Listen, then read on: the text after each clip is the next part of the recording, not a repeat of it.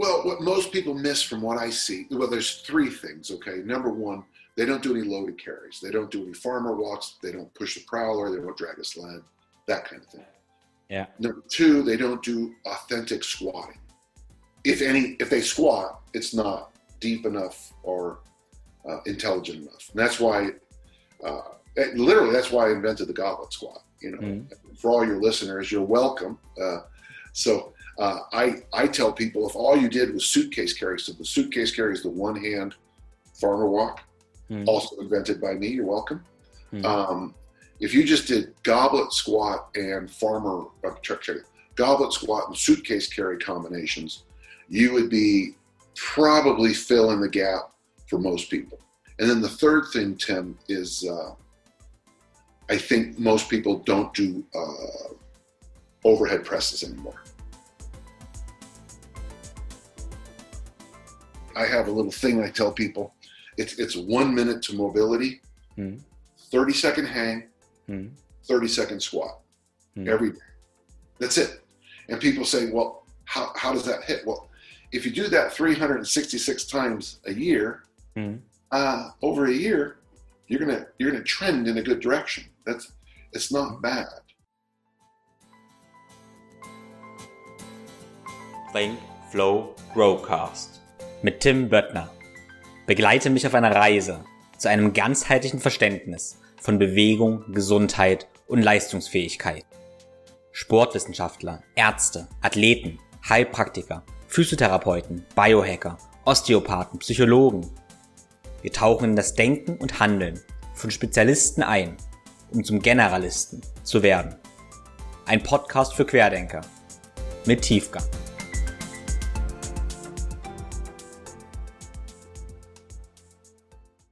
Und herzlich willkommen. Heute gibt es eine ganz besondere Episode. Einerseits, weil sie in Englisch ist, weil mein Gast nun mal nur Englisch spricht, und andererseits, weil sie mit einem meiner Helden und Mentoren ist. Und zwar habe ich heute Dan John zu Gast. Ja, Dan ist ein Coach und Trainer und vielfacher Buchautor und hat mittlerweile über 40 Jahre Coaching-Erfahrung. Er hat die Trainings- und Fitnesswelt enorm geprägt. Und vielleicht kennst du seinen Namen nicht direkt, aber du kennst garantiert seine Ideen und Trainingssysteme. Ganz viele Workouts, die man mit Kettlebells so anstellen kann, und ganz, ganz viele Übungen, die du wahrscheinlich machst, sind tatsächlich von Dan John. Und ja, Dan hat in den letzten 40 Jahren mit unglaublich vielen Leistungssportlern gearbeitet, aber auch mit ganz, ganz, ganz normalen Menschen und Workshops über der ganzen Welt gecoacht. Mittlerweile ist er über 60. Und ja, und ich freue mich umso mehr, heute diese Stunde mit ihm verbringen zu dürfen und möchte mit ihm vor allem über Prinzipien reden. Über so eine lange Zeit stellt er halt ganz, ganz viele Prinzipien fest, die unabhängig von Trainingssystemen einfach gültig sind. Und ich möchte vor allem seine Weisheit der letzten Jahrzehnte anzapfen, damit wir da ein bisschen lernen können. Für mich ist Dan John vor allem so prägsam, weil er es schafft, ganz komplizierte Sachverhalte runterzubrechen. Und er interessiert sich nicht so sehr für Sportwissenschaften, Ernährungswissenschaft, sondern für das Praktische. Und mir hilft es manchmal, mich ein bisschen wieder zu erden, weil ich neige dazu, mich ab und zu in der Wissenschaft zu verlieren, in Studien zu verlesen und so weiter. Und dann kommt Dan John und macht es ganz, ganz, ganz einfach. Und wie er so schön sagt, it's simple but not easy. Insofern herzlich willkommen, Dan John. Let's start here. And first of all, so what brings your eyes light up? So why are you doing what you're doing right now? Why you're doing this podcast right now and all the stuff you're doing? Well, I'm doing the podcast because you asked me, and I always say yes. So that's number one, Tim. Yeah. But what am I doing right now? I just finished the book. I'm doing a lot of consulting. Because of the COVID here in the States, it's terrible. It's just terrible. Trump is just completely messed there. I mean, just it's terrible. Yeah. But I do a lot of consulting. I'm on the phone a lot. I spend a lot of time. I have 2 forums. I spend some time on there. I still teach at Columbia College online. That's good. And my work at St. Mary's was curtailed this summer because of the virus. But what brings me here is that I've had a lifelong love affair with weightlifting. I started lifting weights in 1965. Now, that's a long time ago. It's weird. So, just real quick, these are old strength and health magazines. Okay. Okay. These are magazines. Yeah. This one's from June 1965. Okay. That's one of the first weightlifting magazines I ever bought. Yeah. Crazy. June 1965. Now, things were different in Germany in 1965. I can tell you that. I can't tell you that because I'm born in 1992. Yeah. So you're 28. You're the same age as my daughter, Lindsay. Good. So yeah, I've had this love affair with weightlifting my whole life. I just absolutely love weightlifting. I love reading about it. I love discussing it. I love doing it. I love coaching it. And what was nice in my career, so my academic work was always good. I was in history. I was in economics, whole bunch of different. I published articles on the poem Beowulf. I published articles on King Arthur. Published articles on farming clubs here in Utah because it's. But I always loved weightlifting, and it was nice because as I started to teach, as I became an instructor, there was always a need for someone to help out in the weight room, and I always did it for free. I loved it, and the nice thing about that, Tim, is if all you work with is discus throwers, pretty soon all you see is the answer to everything is snatch and clean. But when you work with a 45-year-old woman and a 15-year-old boy and a whole mix of people, you really start to get a sense of I need a bigger toolkit. That's a toolkit. Does that make sense? I need more tools. Yeah. And I was lucky because even though I wanted everyone to learn the Olympic lifts, very quickly I learned that people just can't. They don't know how to hinge. So I had to teach people how to hinge. And then I had to teach people how to squat.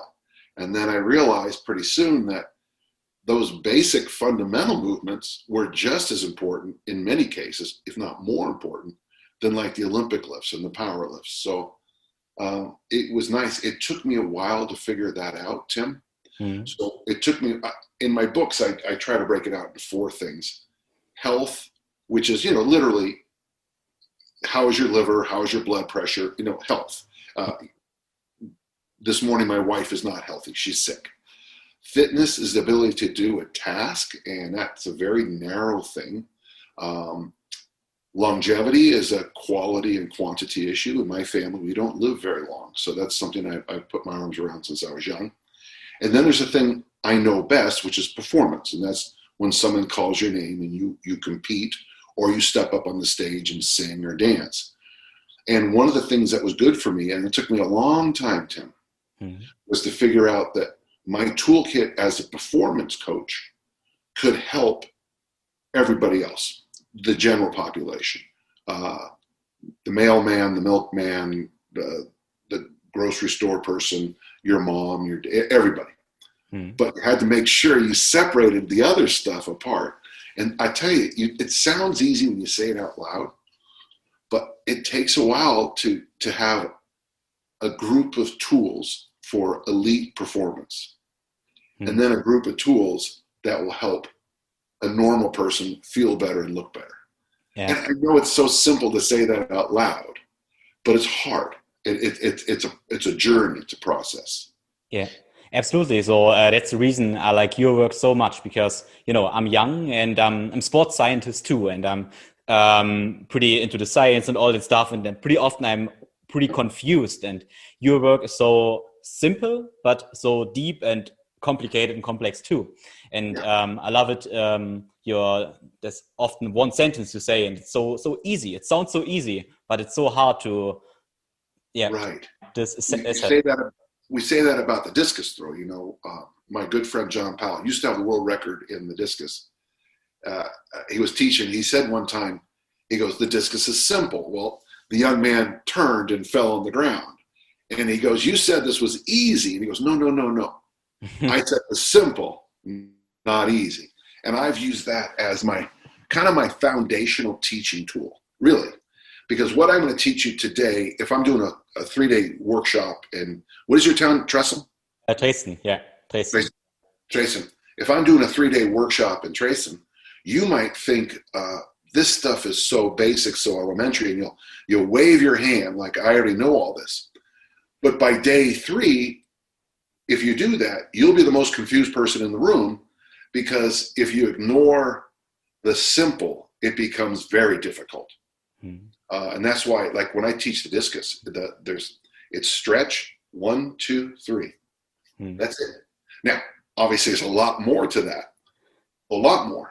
But when you break it, when you then expand, you progress it, you regress it, you correct it over time. In the weight room, I have push, pull, hinge, squat, loaded carry. Okay. Now, someone's going to raise their hand and say, what about this? And I go, okay, let's put that aside. Let's make sure you know how to squat deeply. Let's make sure you know how to do a farmer walk. Let's make sure you know how to use a prowler. Before we get on to something really fancy, if you can't do an overhead squat, Tim, you're 28. If I was working with you and you want to do all this advanced stuff, but you can't do an overhead squat, one of my first thoughts is, yeah, you want to do all this advanced stuff, but you don't have the mobility, the flexibility, the what I call anaconda strength, the knitting of the body, the ability to hold tension. Even though you want to do all this fancy stuff, your body, and here's the thing, you read all these articles, yeah. So you have all this knowledge, but your body's not ready for all that knowledge. And I've had really good success in my career with, it's funny, I mentioned the overhead squat, but something as simple as taking a young person, your age, and getting 8 reps with 40 kilos, which is really nothing, in the overhead squat, and all of a sudden look at your eyes afterwards, be like, oh, I see what you mean now, because your heart rate's going through the roof. You're shaking because of all the tension, and it's only 40 kilos.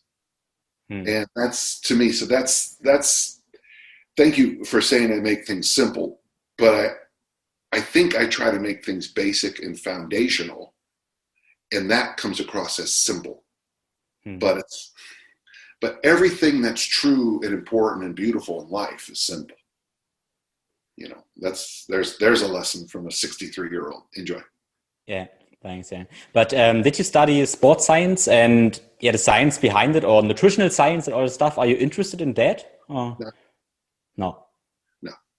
Nutritional science? What day of the week is it? God. Coffee.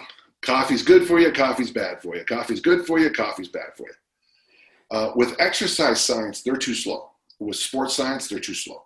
If I'm working with you, Tim, you're 28, and don't take this wrong, but if you're an athlete, you're an old man.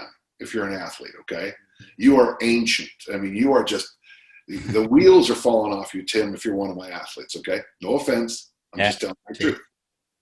Well, if somebody says to me, and you're one of my athletes, and says, hey, we're doing a study about this new training protocol. We'll have all the information in 4 years.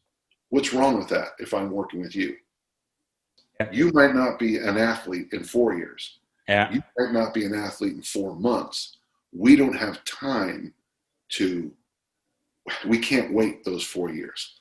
I have a very good background. In fact, I'm one of the few people, I think, who's really read deeply into the original German materials. Heidegger, Jonath, probably at one time, Tim, probably, can you say that okay? Yeah, it's Ulrich Jonath, yeah. At one time, probably a third of the books I owned in weightlifting were in German. And so, and then of course, I was a big reader in the work of Tom DeLorme and that group. The issue, I'm not ripping on sports science, don't take that wrong. But when you're a coach, you don't always have time to prove something. And that's why I love track and field, light athletics. is because if it works in light athletics, it's true. Okay, go ahead. Sorry. Yeah, I totally understand. So in the last 40 years, did you see any innovation in the field of training that you found useful, or was it already always there? Well, it was always there. But the thing I think we've done the best, and probably in the last 20 years, I'm going to use the word movement. Okay, I'm going to use the word movement, but I don't mean movement is medicine, though that's fine too. But when I first came up, we weren't taught things like to hinge. The hip thrust was around, but we didn't use the hip thrust to help teach the Olympic lifts. We didn't do a good job teaching the squat at first. Mostly, we just put weight on your back and made you do it. I think in the last 20, 25 years, we've gotten much better at teaching the movements that we combine into performance. Does that follow? I think we have a much richer and clearer toolkit of teaching people how to move. And it sounds crazy, but it wasn't around in the 60s and 70s. That would be a big one. It's interesting to see that isometrics have come back. It's interesting to see that the kettlebell has come back. It's very interesting. I just showed you that book by my circuit training book. It's very interesting to see circuit training come back. And it has different. What he has in that book there is going to be a little different than what you see now. But I still think he's more correct. The way he combined technical things, like in his basketball, they would do circuit training. They would jump over things. They would do push-ups. They would do pull-ups. They would do supermans, and then do layups as part of their strength and conditioning practice, which I think is genius. I think nutritionally we're starting to get a much better picture of things. I've seen that in the last few years, but we are far behind.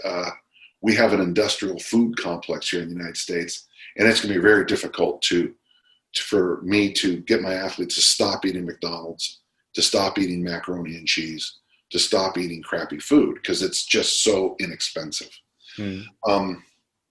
Let's see. I think the one area, Tim, and all I can do is say thank you, is that in medicine, we are not just ahead, we are kilometers ahead. We are time zones ahead where we were.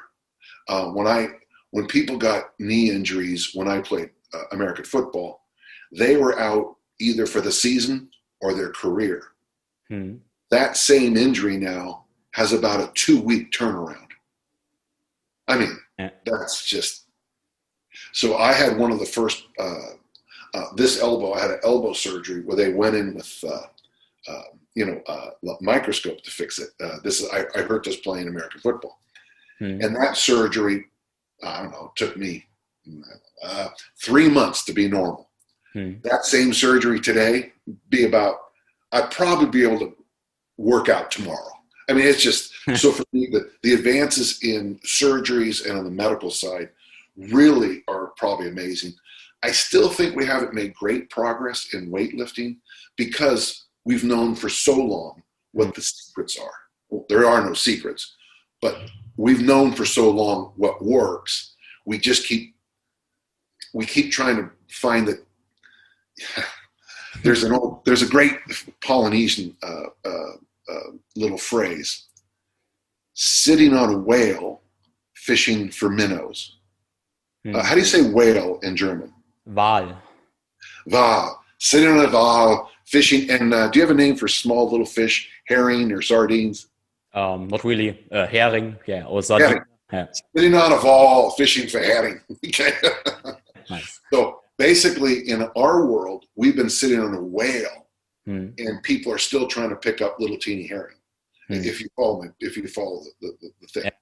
I know being German, it's kind of hard to understand this. So in the world of things like mobility and flexibility, the nice thing about the world, we've gotten away from flexibility for flexibility's sake, and that's a good thing. Enough is enough when it comes to flexibility. And I would even argue more is worse. If you go too far with flexibility, you turn things off. But in the world of mobility, I think we're, and I use mobility as the free movement around a joint. Okay. Yeah. I think the last 20 years, the art of teaching and using mobility has gotten to be very good. We've finally brought flexibility back to where it belongs. It's a nice thing to have, good to have. In the area of recovery, Tim, we have more tools, but let's be honest. I mean, people have been jumping in ice cold water for a long time, and people have been jumping into hot rooms, saunas and steam rooms for a long time. I still think the best recovery is sleep. And then this number 2, if you can, I'll send you on an all-inclusive vacation someplace hot and just lay around, eat, and just relax for a week, you know. So that's enough for now, isn't that? I can go on. And trust me, I can go on. Nice. Yeah, interesting. What do you think in the next 20 years? Could there be any change in the fitness industry? What do you want to see, or what we will see? There's some promises that are so there's a few things. Like I work with a man who does stem cell. He's not a scientist. He's the guy who he's the guy who gets you to hear it. And I see that stem cells and some of these new and pharmaceuticals, and let's be honest, ideally, you know, when I look at athletes from the 1950s and 1960s, before anabolics really hit, there's a certain look to them. And it's pretty obvious now that, you know, we're still in the anabolic age. But I think more and more targeted pharmaceuticals will come out. And I hate to say it, but I wouldn't be surprised if there's going to be gene manipulation.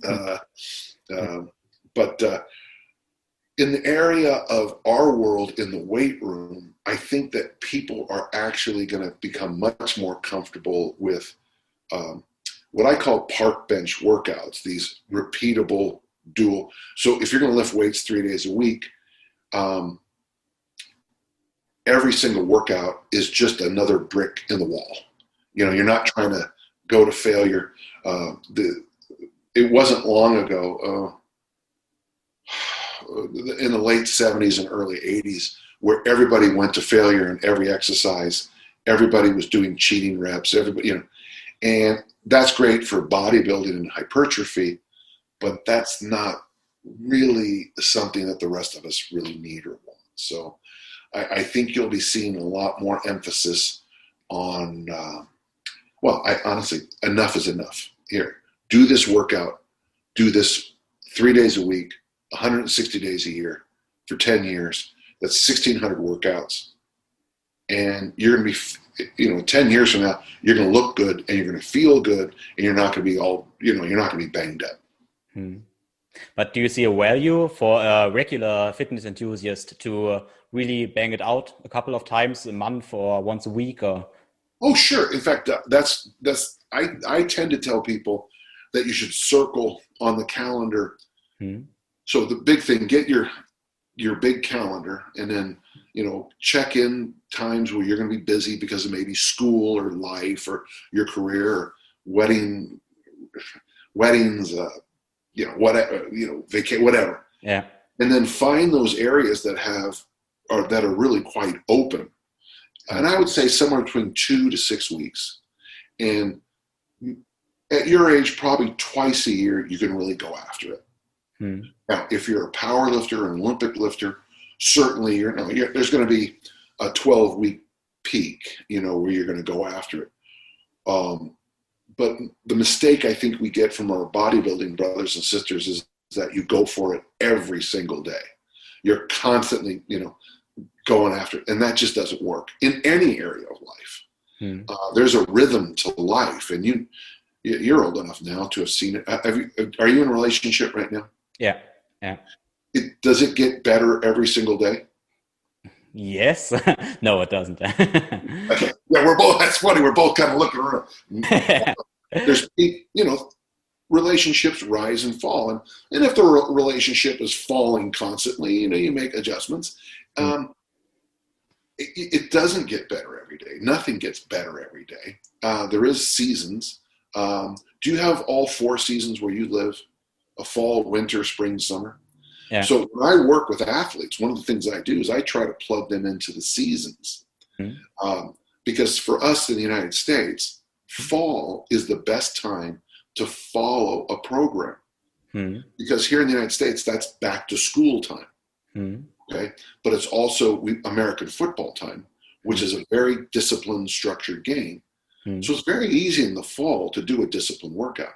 And then I tell people, like in the winter, we call it GH workouts. GH, go heavy, go hard, go home. And once the weather gets nice, especially in a place like where I live, where we have serious snow, lots of snow. When spring comes around, get outside and have some fun, And summer's a good time to get ripped and have fun, get some sun, laugh, And so I try to work with my non-athletes. I try to tie them in to the natural rhythms of the year. So I think the best time to go for it for most Americans is probably April, May, because that's just, get that winter, not January, not New Year's resolutions, but again, if that's a good time for you, do it. I think a really good time to get in great shape for New Year's is October and November. Don't get as fat as you can and then try to burn it off. So I try really hard to get people to look at the big picture and then find those natural times where they can really go after it. They don't have big work responsibilities. Maybe there's no big social or holiday responsibilities. I don't know what you do for Christmas, Tim, but I can guarantee you have things you do for Christmas, right? Yeah, sure. So Christmas isn't necessarily a great time to spend 4 hours a day in the gym. Yeah. It's just, maybe for you it is, but No. I'm a dad and grandfather. I got other jobs. Yeah. But May is a good time for me to kind of go after it. The weather is beautiful. It's cool enough that I can train hard. And so that's how I try to get people to push it, if that makes sense. And the rest of the time, you go to the gym, you get the work in, and you go home. Yeah. Yeah, you mentioned performance, but what does performance for non-athlete means? What do you think? Actually, I tell people, don't even worry about it. Don't. So as a father and a grandfather, my performance is showing up at my grandchildren's events.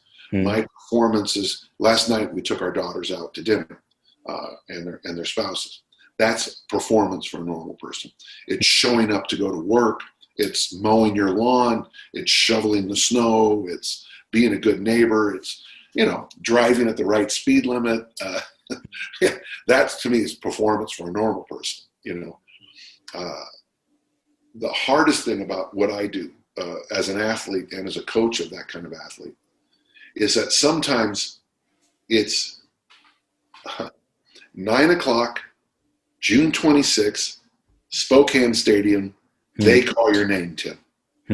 And so one day at one time, you step in and everything we've done for the previous year, 2 years, 4 years, 8 years, all comes down to this moment. That's a lot of, that takes a special kind of coaching to get that, to do that. Whereas, last night when I took my daughters out to dinner, it was, even if it wasn't perfect, it was still okay. We can fix that. So performance, generally with what I call everybody else client, a general population. I discuss health. I want them to have see the doctor once a year, dentist 3 times a year, go to an eye doctor, wear a seatbelt, wear a helmet, drink water, eat vegetables, that kind of thing. Okay. I'd like you to come to the gym 3 days a week and lift weights. I'd like you to go for a walk 4 days a week at least. You have good relationships. I think you should fast sometimes. I think it's important to either intermittent fast or, choose to skip a meal here and again. Don't eat a lot of crap foods. If I can focus you on that stuff, you're fine. Yeah, you're fine. In fact, in some cases, you're better than fine.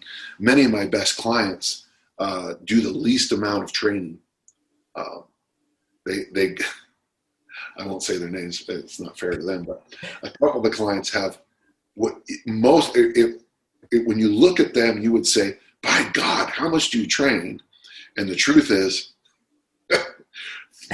3-4 days a week for an hour at most, usually a half an hour. So, but what you miss is that all those other bricks they've been putting in for 3, 4, 5 years. So, and really, and you come to the same place, really, either as an athlete or a general population. It's going to be those bricks. It's going to be those. It's going to be eating vegetables, eating, drinking water, going for a walk, and just keep, lifting weights, and just keep on. And one day, magically, if someone says you look great, and it's like, oh. And then they say, what did you do? And you'll be like, well, it's simple. It's just 5 years or 2 years or whatever. Yeah. Okay. Yeah. But what measurements or benchmarks do you want to see for general population? Well, performance standpoint. Sure. In fact, I have a whole book dedicated to it. So number one, they should be able to stand on their foot for at least 10 seconds. Okay. Longer is better. Number two, their waistline should be half or less their height. That's the number. To me, that's probably the most important. Ideally, they don't weigh over 135 kilos because that's just, the statistics change radically when somebody gets over 135 kilos. In fact, all the statistics go out the window. But so let me give you measurements real fast. Okay. Stand on a foot for 10 seconds. Yeah. Okay. Hang from a bar for 30 seconds.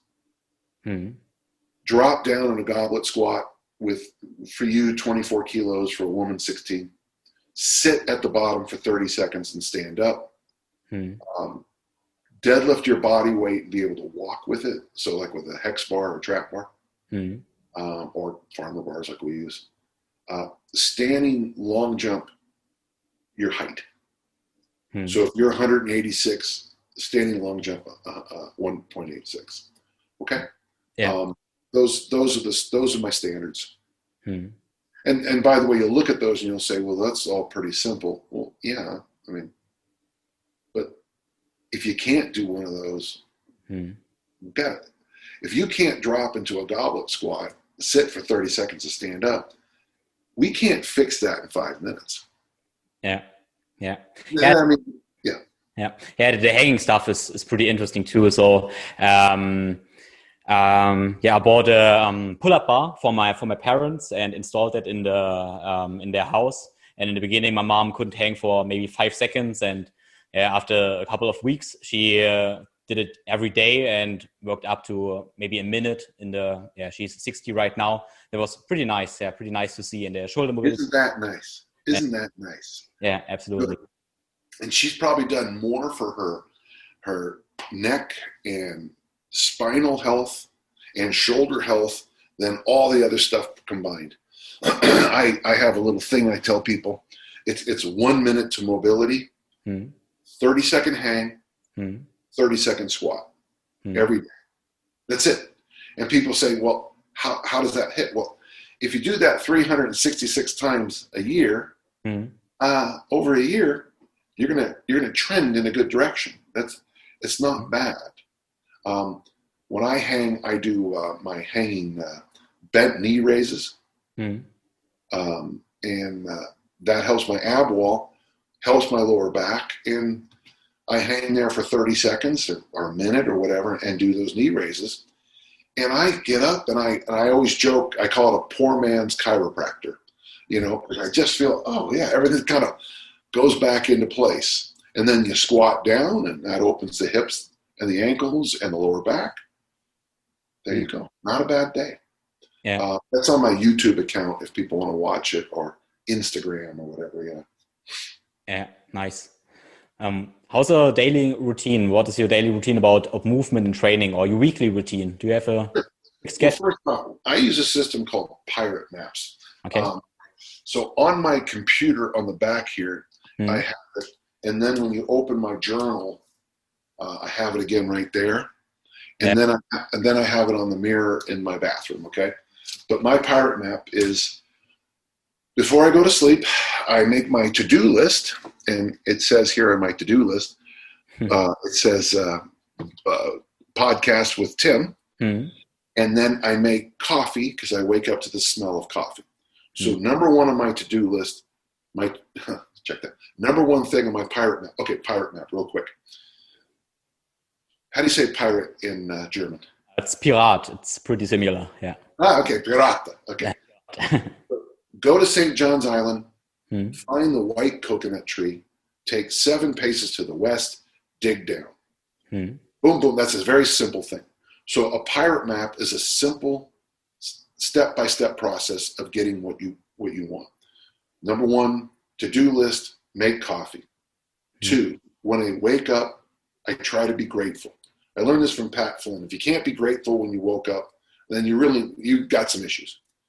3, every day I do a 1-minute meditation at least. A 1-minute meditation. I have an app for it, but you can also but at least a minute, I try to count my breaths. Okay. So to-do list, coffee, gratitude, 1-minute meditation. I try to eat 8 different vegetables every day. I ferment food. I'm taking a fermentation class. So, I eat cabbage, sauerkraut, cabbage 2-3 times a day. I eat a multitude of vegetables at every meal. And then number 5 is my weekly workout. Right now, Monday, Wednesday, Friday, I do a hypertrophy workout, which finishes with 3 sets of 8 in the squat. And while my heart is still beating from the squat, I do it's 2 miles. That would be about a 3-kilometer walk. And I have 2 kilos in my hands, and I have 3 kilos around my ankles and ankle weights. And I just stride to get my, so 3 days a week, hypertrophy followed by heavy hands. Tuesdays, I work the hip thrust really hard. We call that day buns and guns. Okay. And so we also throw in curls and tricep extensions for fun. Thursday is always an easy day in my gym, and that's when we do about 1 hour of mobility work only. We lay on the ground, we do rolling, we do Tim Anderson's original strength stuff, we do Steve Ilg's vents, we do some Japanese martial art tradition stretches. It's just 1 hour dedicated to original strength, vents, rolling, some stretching. Most of the stretching is to reteach the hinge. And by the way, again, that's available if the people want to watch it. It's on my YouTube account. It's called Recovery Workout or something like that. And you can follow along. I have 2, and I also have one called Just Do This. It's like 5 exercises you could do for mobility. But that's my basic week. I was training on the javelin, spear tossing. Is it spear? Yeah, Speerwerfen. In German, it's Speerwerfen. Yeah. Speerwerfen. And then of course, I also do some discus werf sometimes. My street's been in a repair for a long time. It's finally finished, but we also do a lot of loaded carries on my street. Because it was under repair for so long, it was just a mess. You don't want to do loaded carries on a wet, muddy surface. Yeah, I learned that the hard way, but we're bringing those loaded carries back in. Yeah, nice. It's nice that you mentioned Tim Anderson's work. So I fell in love with Tim Anderson's work since maybe 3 or 4 years. Yeah. Paul, he wanted to teach a workshop in Germany, but yeah, because of Corona, it's 2021. Yeah, next January. We look. Yeah. In fact, a couple of his videos are filmed right over there because that's where he stays. He stays with me. He stays in that guest room. Yeah. He's living with you? No. No. He's come out a couple of times to stay with me. Yeah. Nice. Yeah. In fact, in his last book, here it is right here. The Discovering You, yeah? Yeah, in his last book, Discovering You, that whole section on preparing for the RKC, that he lived right there. Yeah, so, yeah. Nice. He's a good man. And he did a couple of videos in my gym. He woke up early and would sneak down and do some videos, which was kind of fun. He's a good man. Yeah. Are you doing your original strength work on a separate day every time, or do you use it in your warm-ups for Olympic lifting too? Yes, yeah. So I use original strength 3 ways. Okay, so daily we probably do 10 to 15 minutes of original strength every day. So we warm up on the TRX, the suspension trainer, and we do. It depends on the day of the week, but I tend to, because of my years as a thrower, I tend to do more T and Y and I and one-arm rows. But I also use a suspension trainer to stretch. You lay into it and stretch. So that's the one we call it. There's one called TRX hypertrophy where we actually do a few TRX's bodybuilding movements, but lots of T's, Y's, and I's. After that, we do original strength. When I Olympic lift, I do, or if I overhead squat, I do original strength movements between every set.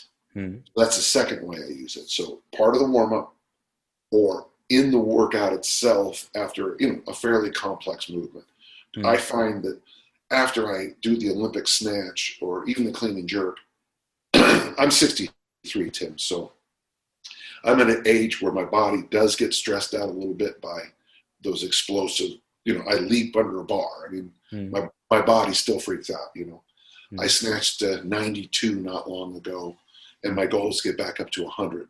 So, when you're 63 snatching 100, your body, you kind of freak out a little bit more than when you're 16 snatching 100. I'll tell you that. Yeah. And then the third way we use it is on Thursdays, where we dedicate nearly the entire time to original strength. General gym population. What do you think? What should the general gym population include in their training? What are they missing? Well, what most people miss from what I see, there's 3 things, okay? Number 1, they don't do any loaded carries. They don't do any farmer walks. They don't push a prowler. They don't drag a sled, that kind of thing. Yeah. Number 2, they don't do authentic squatting. If they squat, it's not deep enough or intelligent enough. And that's why, that's why I invented the goblet squat. For all your listeners, you're welcome. I tell people, if all you did was suitcase carry, so the suitcase carry is the one-hand farmer walk, also invented by me, you're welcome. If you just did goblet squat and goblet squat and suitcase carry combinations, you would be probably filling the gap for most people. So we have one, we call it the sparrow hawk. Okay. So I name all my loaded carry workouts after hawks. Can you see why? Because you're okay. Yeah. So the sparrow hawk is 8 goblet squats, suitcase carry somewhere, around 8 goblet squats. So 8 goblet squats, walk, 7 goblet squats, walk back in the opposite hand, 6, 5, 4, 3, 2, 1. Okay. So that's called the sparrow hawk. We do 8, 7, 6, 5, 4, 3, 2, 1 in the goblet squat mixed with the suitcase carry. And that fills in most people. And then the third thing, Tim, is I think most people don't do overhead presses anymore. Too many push-ups. Do you call them push-ups or press-ups? Push-ups, yeah. Okay. Too many push-ups, too much bench press. So I try to get people, especially adults, to press overhead. either the military barbell press, or the kettlebell, single kettlebell, double kettlebell, anything I can do to get them to press overhead. And honestly, and then if there is a fourth, it would be hanging. So the combination of doing, so it's interesting. It tends to come around. Okay, here's your perfect program for your adult client. Okay, ready? They come in, they do kettlebell press, they hang, they do the sparrow hawk, and then you send them out the door, because that will cover the basics that most people need. And you're going to raise your hand and say, what about this? And I'll be like, okay, yeah, you're right. They need that too. But this is what they need. It's what they need. And you got to keep focused on that as a coach. And that is a hard lesson to learn. If you don't mind, maybe for your audience, but my job as a coach is to give you what you need. But to keep you around, I give you what you want. Yeah. So most people need the vertical press, the vertical pull up or hang, the goblet squat, and the loaded carries. But to keep you around, where you're going to do bench press and curls after you're done. Yeah. Even though there's no value at all in most of that stuff. Yeah, sure. Yeah. You mentioned authentic squatting. Is authentic squatting for you just about the depth, or the stance to should we vary the stance, or? Yes, and the answer is yes. So I think you ought to be able to squat deeply. You ought to be able to push your knees out with your elbows. You should have a kind of a not absolutely vertical back, but the back should. Your back shouldn't be like this. And, you should have the ability to straighten it up. Now, obviously, between injuries and genetics, DNA, it's going to be some variation. But to me, it's the depth and the position. So I have a number of drills that, in fact, the other day I showed probably my favorite one. You do goblet squats with curls. So at the bottom, you do curls. And that wedges most people into a very nice squat position. And with me, the squat isn't about the load. It's about the movement. I don't care how much you squat, as long as you're doing the movement of squatting. I said the curl goblet squat is interesting because maybe it's nice for the knee, the bicep curl, and for the wand, the bicep curl, and for the knee, the squat. Yeah, it's a nice mix. I used to joke about that's how I got my armacondas. It's because doing that, and everyone laughs because I tell you, I've changed athletes by doing the goblet squat and the hang. Those little injuries that really get at you as an athlete. Honestly, this is going to sound crazy to hear, but it's almost better to break your femur, your thigh bone, than it is to have these little teeny injuries. Because once you go in and they set the bone and they put you in a cast and say, okay, nothing for 6 weeks. Okay. At the end of 6 weeks, you're back to normal.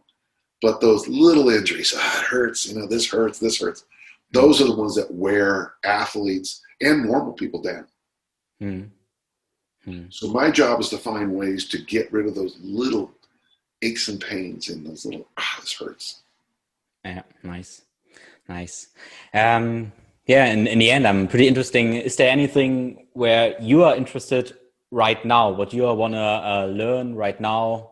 Do you have any projects? Would you repeat that? We lost you just for a second. Sorry.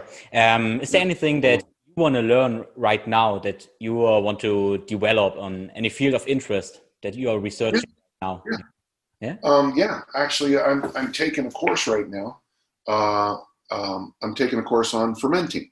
Oh, nice. Yeah.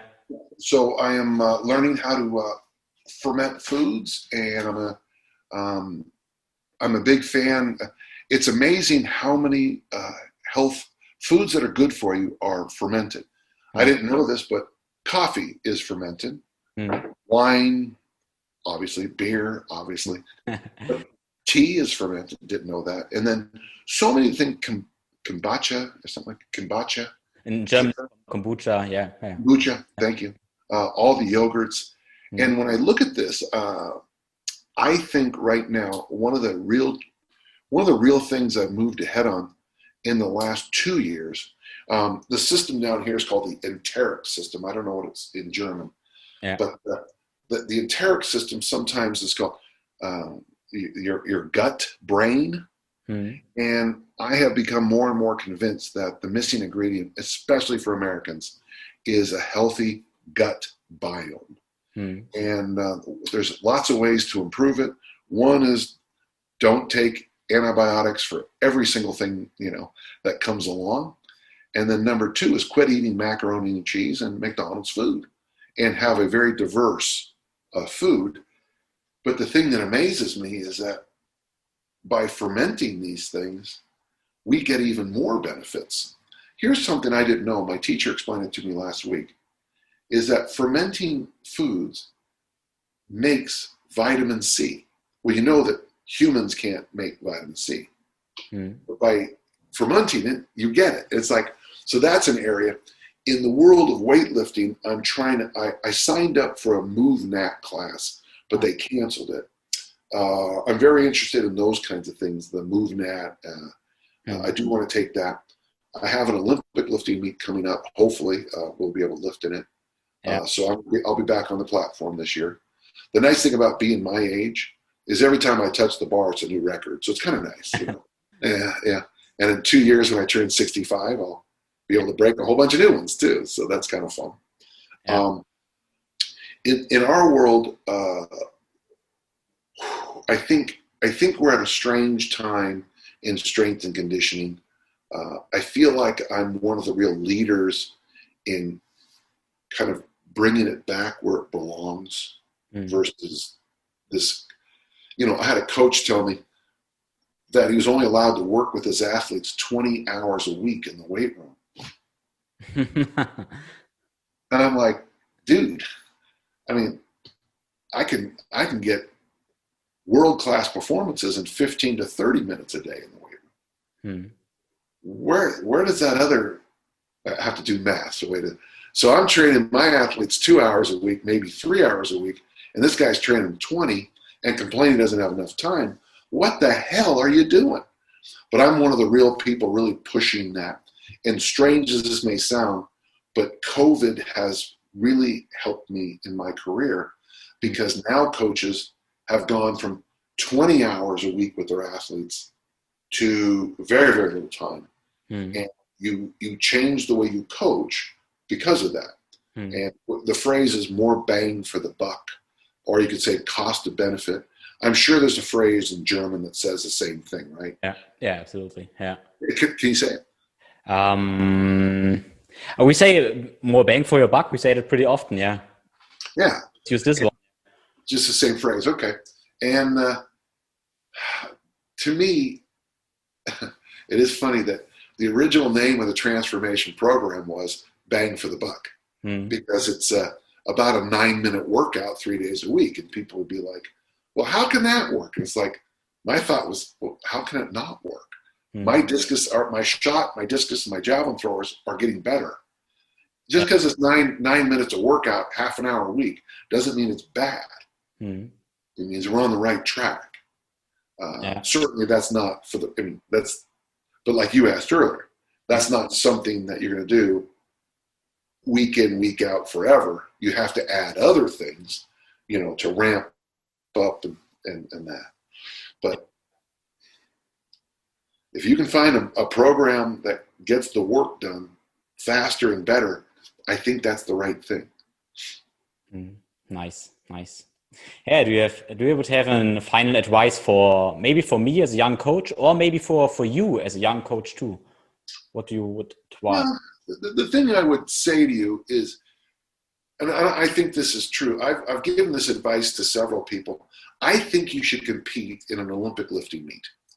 And the reason is because once you get on the platform, the concept of intensity and maximum will change in your head forever. You'll have a much better understanding when you talk to power lifters and Olympic lifters. So I would suggest doing a kettlebell cert. Not necessarily the 3-day ones, but maybe like a 1-day one. I teach that hard style where I teach you the swing, the goblet squat, and the Turkish get-up. I think at some level you should have a nutrition background. Now, I did John Berardi's Precision Nutrition. Yeah. But then I also have, I've thrown away a lot of my nutrition books, but I have, I think it's important, like Minger's work, Death by Food Pyramid. That would be one I would suggest. So an Olympic lift, know how to Olympic lift, understand kettlebells. And kettlebells, not because of the kettlebell, but because of teaching you the hinge versus the squat. That's the great thing that kettlebells can do. You don't get a hingy squat, squatty hinge. You learn clarity on that. A nutrition workshop, probably spend some time reading, and they're free online now, but some of what the strong men of 100 years ago did, like George Hackenschmidt. I mean, his insights, we still use the same information he came up with. But you need to be able to, it wouldn't be, obviously I would say Tim Anderson's Original Strength Workshop. That'd be, but you need to have a little bit of knowledge. You need to have a foundation knowledge in mobility, Olympic lifts, kettlebells, nutrition, probably some basic understanding of recovery, sleep hygiene, meditation, that kind of thing would be more important for me than all the other stuff. Those would be the things. And if you have a gap, take care of that gap. Like, and there's a thing here in the United States, I'm sure it's available in Germany, called the Great Courses. And they have anatomy courses, they have nutrition courses. Maybe they're not the best and brightest, I don't know. But for 50 euro, you can take this class and go, oh, okay. So that's what vitamin C is. Okay. So that's a carbohydrate. That's what they mean by that. Okay. And then you take an anatomy class, and then you realize you should shut your mouth for the rest of your life when you talk about anatomy, because just because you know all the muscles doesn't mean you know the whole body. So those would be the areas I would suggest you look into. And don't be in a rush. There's an old phrase, make haste slowly. So take care of these things, but don't try to do them all in one weekend. Then after that, Tim, step back and look how this ties into this and that ties into that. And all of a sudden you'll be sitting there going, okay.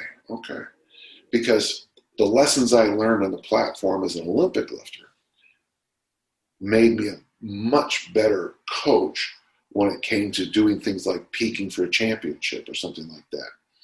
Or in American football or rugby, tackling. Because tackling is a swing, a kettlebell swing. Hinge, plank. Hinge, plank. Throwing is a kettlebell swing. Hinge, plank. Hinge, plank. And all of a sudden you start to see these connections, and you'll make a leap as a coach that you don't even notice, but you're a far better coach. So when someone has a gap in their nutrition, they just eat at McDonald's 3 times a day and they feel terrible, you might say, well, it's because you don't have any fermented food in your system, or you don't have any vegetables, or you're not drinking water. And it'll be so obvious to you, but they miss it. Yeah, nice. So we model of the waves again. So we go into the information phase, into the wave, and then we step back and connect the dots and go in and out again and again. Yeah. Nice. And if you don't step back and connect the dots, Tim, I think you're, I hate to say it, but connecting the dots, you miss the point. That's actually kind of funny. If you don't connect the dots, you miss the point. Yeah. I'm going to write that down. That's pretty good. Hold on. That's don't connect the dots.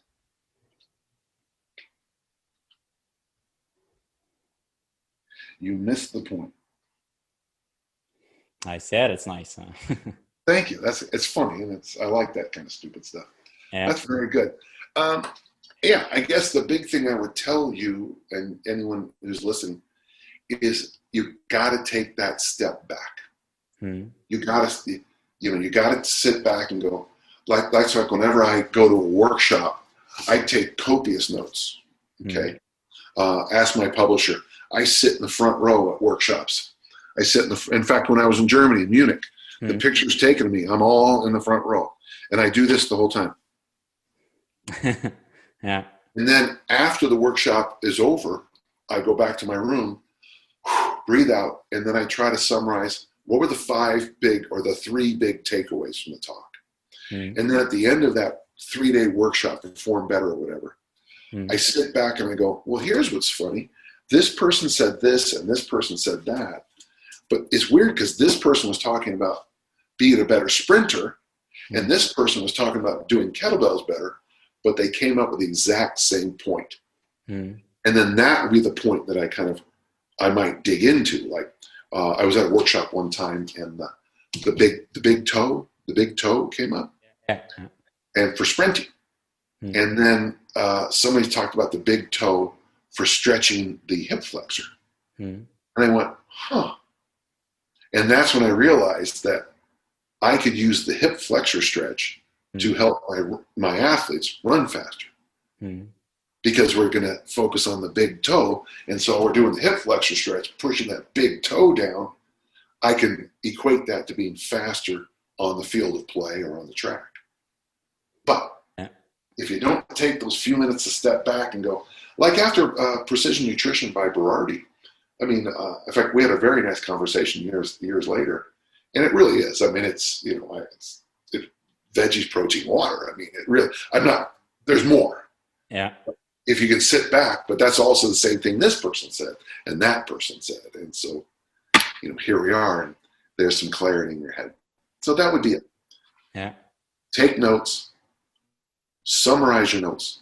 Look for the big picture. Yeah.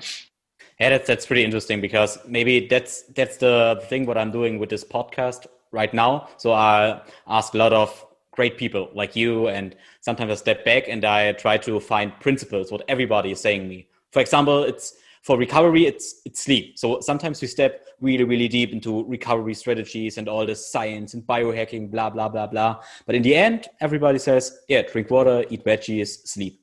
So, and it's pretty interesting to step back and trying to find the principles. So on that. Tim, I'm going to send you something right now. Okay.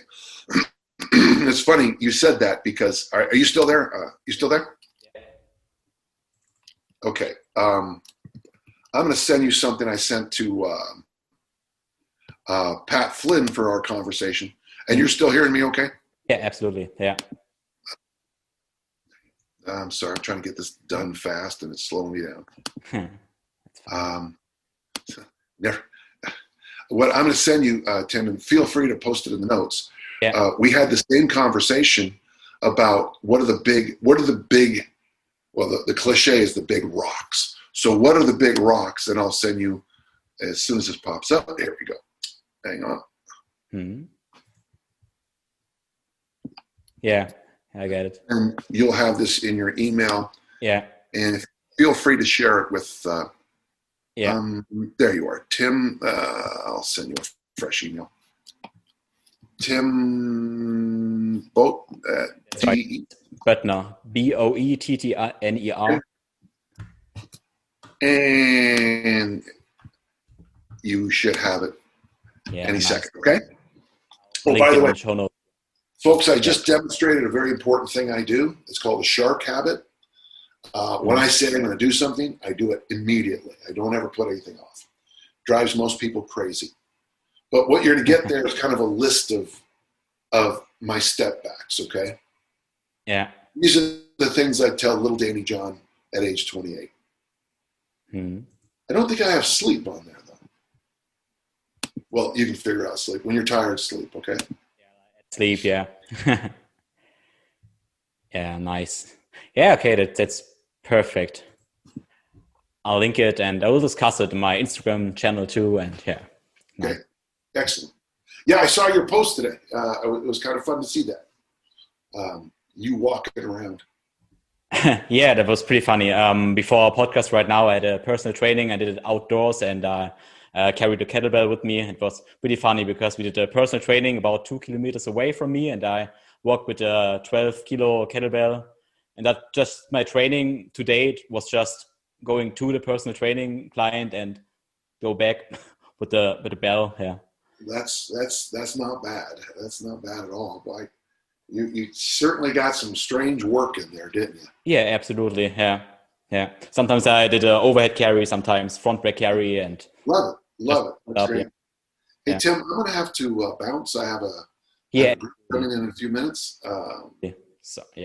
But if you ever want to do this again, I'm available anytime you'd like. Okay. Yeah, thank you. And I would love to, if you're in Germany for doing a workshop, maybe next year, I would love to meet you in person. Yeah.